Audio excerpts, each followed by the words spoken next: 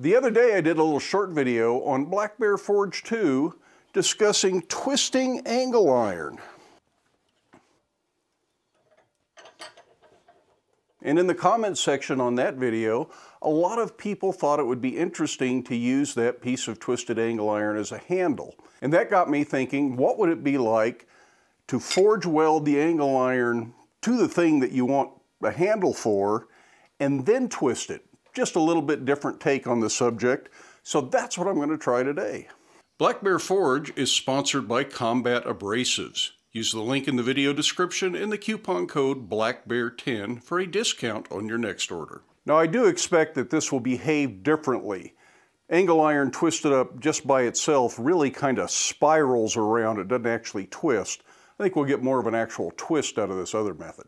I'm starting with a random length of 5/8 inch round bar, so it's about 16 millimeter round bar, and a piece of 1/8 1x1 angle iron, so that's about 3 millimeter by 25 by 25 angle iron. And it's 8 inches long, or about 200 millimeters. And I want to start this by tack welding the angle iron to the bar so it stays put.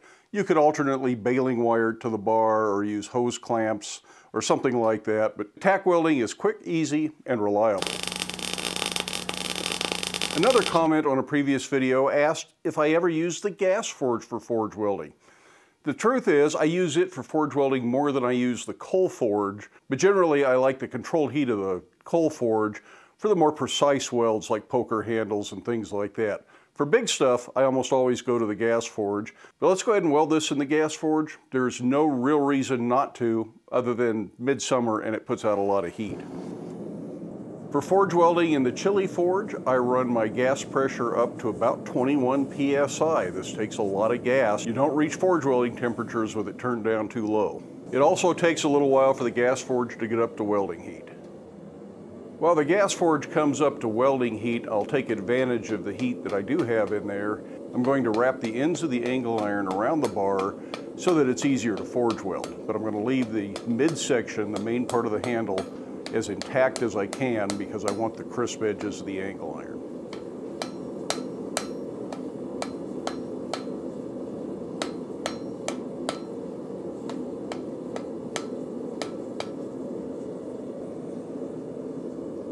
A little bit of flux does help, but it is hard on the floor of the gas forge.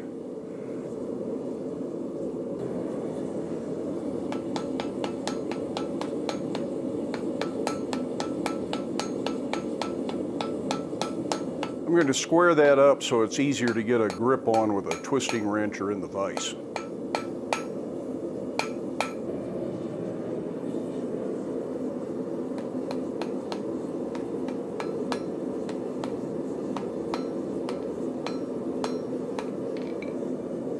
Not quite hot enough, so I'll reflux and get it back in the fire.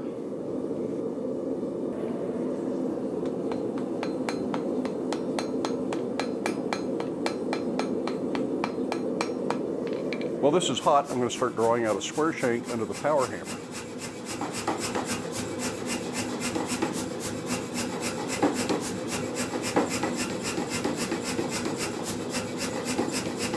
Now there's no doubt that this weld would have gone a little bit smoother if it had been done in the coal forge. I could get just a little bit higher heat out of it and just heat the areas that I wanted to weld without getting all of this stuff hot every time.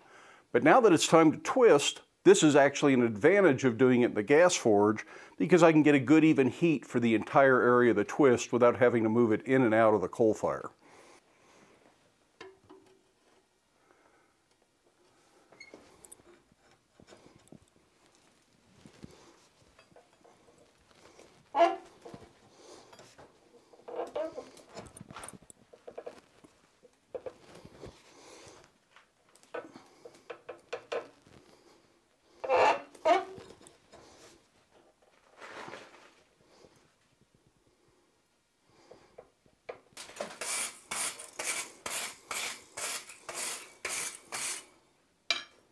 This does end up a little bit funky, but it does have a lot of the appearance of the other one, except that you can see the round bar through there.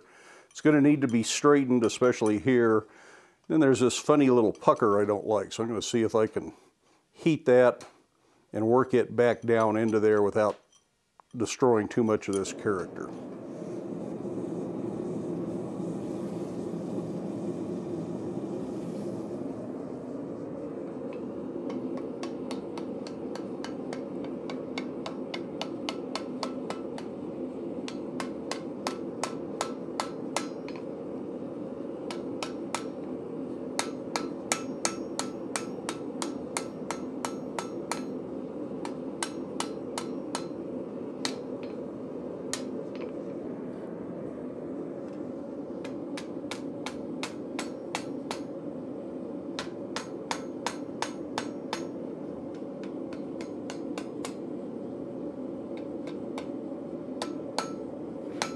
For straightening the main part of the twist, a wood stump and a rawhide mallet are the way to go so you don't damage the crisp edges of the angle iron.